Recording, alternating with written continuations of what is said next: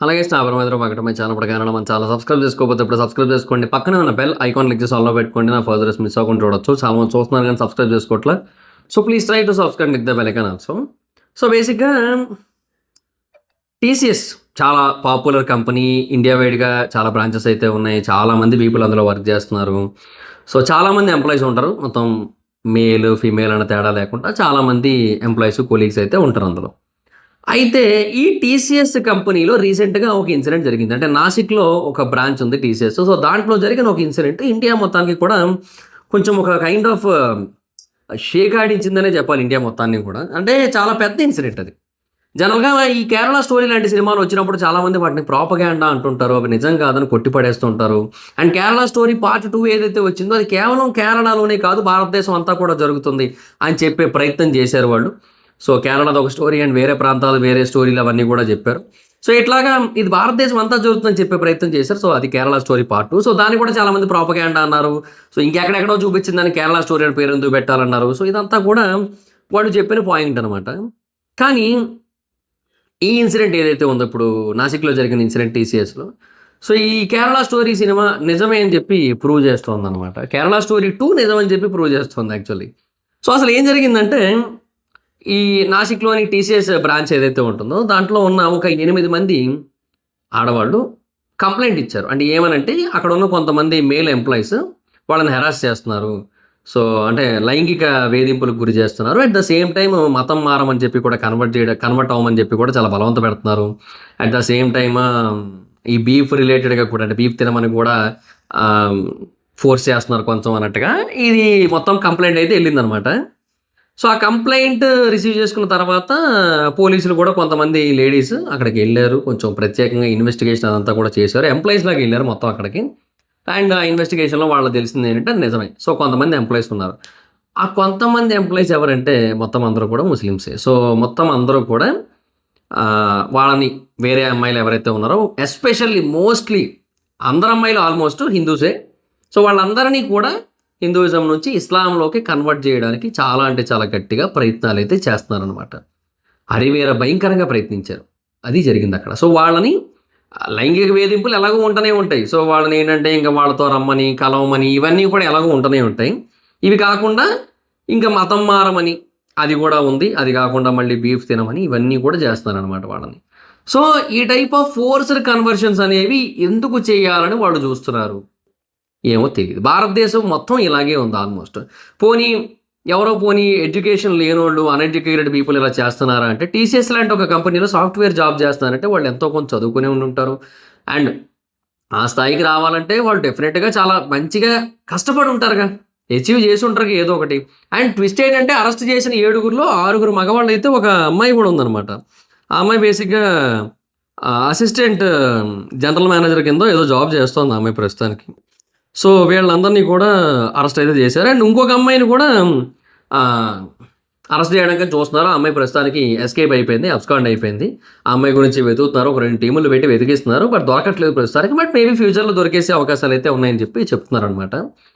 So ఇలాగ మొత్తం అందరూ కలిపి ఒక గ్రూప్ లాగా ఒక గ్యాంగ్ లాగా అయిపోయి అంటే లవ్ జిహాద్లో కేవలం మగవాళ్ళు మాత్రమే ఉంటారని మనం అనుకుంటాం. కానీ ఇక్కడ ఏంటంటే లేడీస్ కూడా ఇన్వాల్వ్ అయ్యి ఉన్నారు. అంటే వాళ్ళకి ఏంటంటే ఎండ్ ఆఫ్ ద డే వాళ్ళందరూ ఇంటెన్షన్ ఏంటంటే ముస్లింలు కానీ అంటే హిందువులు కానీ క్రిస్టియన్స్ కానీ ఎవరైనా ఉన్నట్టయితే వాళ్ళు ముస్లింల కింద కన్వర్ట్ అవ్వాలి. Main agenda Hindus. ఎందుకంటే ఎక్కువ మంది అమ్మాయిలు హిందూస్ ఉంటారు కాబట్టి. నాసిక్ బేసిక్గా చాలా ఎక్కువగా హిందూస్ ఉండే ప్లేస్ కాబట్టి ఇంకా ఆబ్వియస్లీ టార్గెట్ హిందూ అమ్మాయిసే, హిందూ గర్ల్సే ఉంటుంది. బట్ ఒకటి గుర్తుపెట్టుకోండి, మళ్ళీ చెప్తున్నా, కేవలం లవ్ జిహాద్ మాత్రమే ఉంది అని అనుకోవద్దు. లవ్ క్రూసిఫికేషన్ అనేది కూడా ఉంది. అది గుర్తుపెట్టుకోండి. లవ్ జిహాద్ మాత్రమే ఉందనే భ్రమలో కేవలం ముస్లింలు మాత్రమే హిందూ అమ్మాయిల్ని కన్వర్ట్ చేయడానికి ప్రయత్నిస్తుంటారు అనే భ్రమలో ఉండద్దు. క్రిస్టియన్స్ కూడా చాలా గట్టిగానే ప్రయత్నిస్తుంటారు. క్రిస్టియన్స్ కూడా చాలా గట్టిగానే కన్వర్షన్స్ చేస్తుంటారు. అది గుర్తుపెట్టుకోండి. అది కేవలం అది రూరల్ ఏరియాస్లోనేమో ఏవో ఒక ఆశ చూపించి లైక్ ఇంటికి కావాల్సిన సరుకులు బియ్యం అవన్నీ ఇస్తామని చెప్పి, అందుకే వాళ్ళని చాలామంది రైస్ బ్యాగ్స్ అని చెప్పి ట్రోల్ చేస్తుంటారు. ఎందుకంటే బియ్యం బస్తాలు ఇస్తారు వాళ్ళకి. సో అట్లా ట్రోల్ చేస్తుంటారు. సో అలా ఇస్తామని, ఇలాంటి కూరగాయలు అవన్నీ ఇస్తాం, సరుకులు అవన్నీ అని, తర్వాత మెడికల్ ఫెసిలిటీస్ ఇస్తామని, వాళ్ళ పిల్లలకి వాళ్ళ స్కూల్లో ఫ్రీగా చదువు చెప్తామని, ఇట్లాంటివన్నీ కూడా చెప్పి రూరల్ ఏరియాస్లో కన్వర్ట్ చేస్తుంటే సిటీస్లో అర్బన్ ఏరియాస్లో ఏం జరుగుతుందంటే అర్బన్ ఏరియాస్లో లవ్ పేరుతో కన్వర్ట్ చేస్తున్నారు. లవ్ మ్యారేజెస్లో మోస్ట్ ఆఫ్ ది హిందూ అబ్బాయిలు హిందూ అమ్మాయిలు క్రిస్టియన్స్ కన్వర్ట్ అవుతున్నారు సిటీస్లో.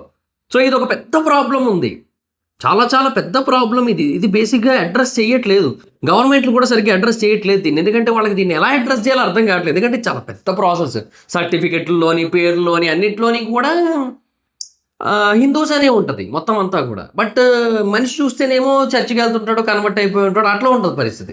ఇంకోటి పేర్లు కూడా అర్థం కావు. ఇప్పుడు జనరల్గా బై బర్త్ క్రిస్టియన్స్ అనుకోండి అబ్బా, సో నోయల్ అనో నెల్సన్ అనో లేదంటే మండేలా అనో లాంటి ఇంకోటి ఏవో పేర్లు ఉంటాయి, నెల్సన్ మండేలా ఎసర్లీ ఏవో పేర్లు ఉంటాయి మతానికి. అట్లా కాకుండా కన్వర్ట్ అయిపోయిన ఏంది పేరు కృష్ణ అని ఉంటుంది, కానీ మనిషి చూస్తేనేమో కన్వర్టెడ్ ఉంటాడు, మనిషి చూస్తేనేమో ఆడకెళ్ళి బాప్టిజం తీసుకొని ఉంటాడు, సర్టిఫికెట్లోనేమో హిందూ అని ఉంటుంది, ఈడ చూస్తేనేమో ఇట్లా ఉంటుంది పరిస్థితి. ఇట్లా ఇట్లా భారతదేశం మొత్తం ఇలాంటి పరిస్థితి ఉంది. ఆంధ్రప్రదేశ్లో కూడా ఎక్కువే ఉంది ఈ పరిస్థితి. సో ఈ లవ్ క్రూసిఫికేషన్ అనేది కూడా ఉంది. సో దీన్ని కూడా దృష్టిలో పెట్టుకోండి. హిందూ అబ్బాయిలు క్రిస్టియన్ అమ్మాయిని ప్రేమించినా అబ్బాయిలే కన్వర్ట్ అవ్వాలి, హిందూ అమ్మాయిలు క్రిస్టియన్ అబ్బాయిలు ప్రేమించినా సరే అమ్మాయిలే క్రిస్టియానిటీలో కన్వర్ట్ అవ్వాలి. ఇలా చాలా జరుగుతున్నాయి. సో అది దృష్టిలో పెట్టుకోండి, అన్నీ ఉంది. సో ఈ కన్వర్షన్స్ అనేవి ఎందుకు ఇంత ఫాస్ట్ పేస్లో జరుగుతున్నాయి, ఎస్పెషల్లీ భారతదేశాన్ని టార్గెట్ చేసుకొని ఎందుకు జరుగుతున్నాయి అంటే ఇక అదంతే, ఇంకా మనం ఏం చేయలేము దానికి. భారతదేశం మొత్తం కూడా ఒక టార్గెట్ పెట్టుకొని చాలామంది ఈ పని మీదే ఉన్నారు, ఈ కన్వర్షన్స్ పని మీద ఉన్నారు. యాక్చువల్గా ప్యూ రీసెర్చ్ ఆర్గనైజేషన్ వాళ్ళ స్టడీస్ ప్రకారం 2070 నాటికి ఇస్లాం అనేది నెంబర్ 1 రిలీజన్ అయిపోద్ది. ఇప్పుడు క్రిస్టియానిటీ నెంబర్ 1 రిలీజన్. సో ఇస్లాం ఎప్పుడైతే నెంబర్ 1 అయిపోద్దో క్రిస్టియానిటీ సెకండ్ ప్లేస్కి వచ్చేస్తుంది. కాబట్టి వాళ్ళకి ఆ నెంబర్ 1 ప్లేస్ ఉండాలన్న ఒకే ఒక రీజన్. అంటే క్రిస్టియానిటీ నుంచి చాలామంది అథీస్టుల కింద కన్వర్ట్ అయిపోతున్నారు. చాలామంది దేవుడిని నమ్మకుండా, అంటే యేసుక్రీస్తుని నమ్మకుండా they are converting into atheist. So ఏ దేవుడిని నమ్మకుండా వెళ్ళిపోతున్నారు అనమాట. సో అదొక ప్రాబ్లం ఉంటుంది. తర్వాత ఇంక ఇస్లాంలో కన్వర్ట్ అవుతున్న వాళ్ళు ఉన్నారు, ఇలాంటివన్నీ ఉన్నాయి కదా, వేరే మతాల్లోకి వెళ్తూ ఉన్నారు, ఇవన్నీ ఉన్నాయి కదా అని చెప్పి సో వాళ్ళు ఏంటంటే టార్గెట్ పెట్టుకున్నారు కన్వర్షన్స్ పెంచాలి అని చెప్పి. సో దానికి ఏది బెస్ట్ ఆప్షన్ అంటే ఇండియానే.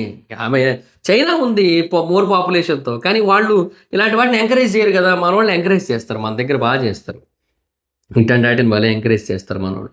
సో అందువల్ల ఏంటంటే మన దగ్గర కన్వర్షన్స్ అనేవి చాలా పీక్ స్టేజ్లో జరుగుతూ ఉన్నాయి. అది అన్ని వైపుల నుంచి జరుగుతున్నాయి. అది బేసిక్గా ఎట్లా అంటే ముందు చూస్తే నువ్వు వెనక చూస్తే గొయ్యి అన్నట్టు అయిపోయింది హిందువుల పరిస్థితి. కానీ అలాగని నేను అదే అంటున్నాను, don't hate the religions at the same time. అది కూడా చెప్తాను నేను. సో మతాలను ద్వేషించొద్దు, మతంలో ఉన్న మనుషులతోనే సమస్య ఇదంతా కూడా. ఎందుకంటే వాళ్ళు బేసిక్గా ఆ నెంబర్ 1 నెంబర్ 2 అనేది ఏదైతే ఉందో దానికోసం ఇదంతా చేస్తున్నారు. తర్వాత కన్వర్షన్స్ చేయిస్తే ఏదో ఏదో గొప్ప అన్నట్టు ఫీల్ అయిపోతుంటారు చాలామంది. అండ్ కేరళ స్టోరీ 2లో ఒకటి చూపిస్తారు, అంటే కన్వర్ట్ చేయించి అమ్మాయిని తీసుకొస్తే డబ్బులు ఇస్తారనమాట. సో అట్లా కన్వర్షన్ చేయించినందుకు. సో అలా కూడా ఉన్నాయేమో మనకు తెలీదు, ఎక్కడ ఏం జరుగుతుందో మనకైతే ఐడియా లేదు. కానీ but there is a problem in India especially for Hindus. So Hindus అటాక్కి గురవుతున్నారు, హిందూస్ టార్గెట్ చేయబడుతున్నారు. అది ప్రతి చోట జరుగుతుంది. బండి సంజయ్ కుమార్ గారు అదే చెప్తున్నారు, హైదరాబాద్లో ఐటీ కంపెనీలో కూడా చూడండి అయ్యా, కొంచెం ఇది ఇక్కడ కూడా జరుగుతుందేమో, ఇక్కడ కూడా కొంచెం దీని మీద ఫోకస్ పెట్టండి, దీని గురించి ఇక్కడ కూడా కొంచెం స్టడీ చేయండి అని చెప్పి ఆయన ఇక్కడ కూడా చెప్తున్నాడు అనమాట ఆయన. సో అది ఇక్కడే కాదు, బెంగళూరు, హైదరాబాదు, ఏవైతే మెయిన్ ఐటీ సిటీస్ ఉన్నాయో వాటన్నిటిలోని కూడా ఇలాంటి విషయాల మీద అవేర్నెస్ క్రియేట్ చేయాలి అమ్మాయిలకి. ఎందుకంటే టార్గెట్ అమ్మాయిలే, అబ్బాయిలు కాదు. ఎందుకంటే ఒక అబ్బాయిని కన్వర్ట్ చేస్తే మోస్ట్లీ ఇంకా ఆ జనరేషన్ ఇంకా అంతే. అంటే ఏమో ఒక అబ్బాయిని కన్వర్ట్ చేయడం కష్టమేమో, ఒక అబ్బాయిని నమ్మించి ఇట్లా మాయ చేసి ఓం భీం బుష్ అని చెప్పి ఇట్లా వారిపో అని చెప్పి చెప్పడం అంత ఈజీ కాదేమో. అమ్మాయిలు ఈజీ ఏమో, అందుకే అమ్మాయిలు ఎక్కువ టార్గెట్ చేస్తున్నారు. అమ్మాయిలు బేసిక్గా చాలా వల్నరబుల్ ఉంటారు, వాళ్ళ మైండ్ సెట్ కొంచెం అటు ఇటు ఉంటుంది. సో అది దాన్ని అడ్వాంటేజ్ తీసుకొని ఏమైనా చేస్తున్నట్టున్నారు. సో అమ్మాయిలు మెయిన్ జాగ్రత్తగా ఉండండి. ఏమో ఇంకా అంతకంటే ఎవరైనా ఏడు చెప్తారు, జాగ్రత్తగా ఉండడనే చెప్పగలుగుతారు ఎవరైనా సరే. సో మీరు జాగ్రత్తగా ఉంటే అంతా బాగానే ఉంటుంది, లేదంటే లేదు. ఇంక మరి ఇంకా ఏముంది, ఇప్పుడు వన్స్ ఆ ట్రాప్లో పడ్డాక నువ్వు ముక్కలై ఫ్రిడ్జ్లోకి వెళ్తావు, లేదంటే పార్సిల్ చేయబడి వేరే దేశానికి వెళ్ళిపోతావు, గల్ఫ్ కంట్రీలో ఎక్కడెక్కడికి వెళ్ళిపోతావు, ఏమో ఉండదు తెలుసు. సో అందుకే జాగ్రత్తగా ఉండు, బీ కేర్ఫుల్. ప్రతి ఒక్క అమ్మాయికి ఇదే చెప్తా నేనైతే. సో హిందూ అమ్మాయిలకి ఎస్పెషల్లీ బీ కేర్ఫుల్ అంతే, ఇంకా అంతమించి ఇంకేం కాదు. సో ఎందుకంటే టార్గెట్ మీరే. అందరూ ఇలాగే అని నేను అన్ను, ప్రతి ముస్లిం ఇలాగే, ప్రతి క్రిస్టియన్ ఇలాగే అని నేను అన్ను. కాకపోతే చాలామంది ఉన్నారు వాళ్ళలో. అందువల్ల నువ్వు ఎవరు రియల్, ఎవరు ఫేక్ అనేది తెలుసుకోలేవు కదా! నువ్వు అర్థం చేసుకోలేవు కదా! ఎవరు మంచోళ్ళు, ఎవరు చెడ్డోళ్ళు అని నువ్వు అర్థం చేసుకోలేవు. సో, అందువల్ల ఏంటంటే కొంచెము అవేర్‌నెస్‌తో ఉండి కొంచెం జాగ్రత్తగా అందరి విషయంలోనూ కొంచెం జాగ్రత్తగా ఉన్నామనుకో అయిపోద్ది. సో, అదొకటి ఉంది కదా! మేరా వాలే అలాగే అని చెప్పి అదొద్దు. ఓకే. అది మంచిది కాదంతే. So, okay. That's it. ఇది మరి మ్యాటర్. సో, మరి అమ్మాయిలు కూడా ఇన్వాల్వ్ అయ్యి ఉన్నారు. వాళ్ళు కూడా మార్చే ప్రయత్నం చేస్తున్నారు. ఇంక అందరూ అంతే ఇంక. ఎండ్ ఆఫ్ ది డే వాళ్ళ టార్గెట్, వాళ్ళ ఎజెండా అందరిది ఒకటే. అది అమ్మాయిలైనా, అబ్బాయిలైనా ఎవరైనా సరే. సో, ఆ ఎజెండాకి మీరు బలి కాకుండా చూసుకోండి అంతే. అంతకుమించి ఇంకేయట్లేదు. అండ్ వీలైతే ప్రేమించకుండా ఉండడానికి ప్రయత్నించండి. ఒకవేళ ప్రేమించినా కూడా చాలా జాగ్రత్తగా చూసుకొని ప్రేమించండి. అంతే మరి. అది. So, that's it guys. This the video. Video మీకు నచ్చితే లైక్ చేయండి. అండ్ ఈ హైదరాబాద్, బెంగుళూరులో అమ్మాయిలు కూడా ప్రిపేర్డ్‌గా జాగ్రత్తగా ఉండండి. సో, నచ్చితే లైక్ చేయండి ఈ వీడియోని. ఇంకా నచ్చితే షేర్ చేయండి మీ సోషల్ మీడియా ప్లాట్‌ఫామ్స్‌లో like Facebook, WhatsApp, Twitter, Insta వీటిల్లో.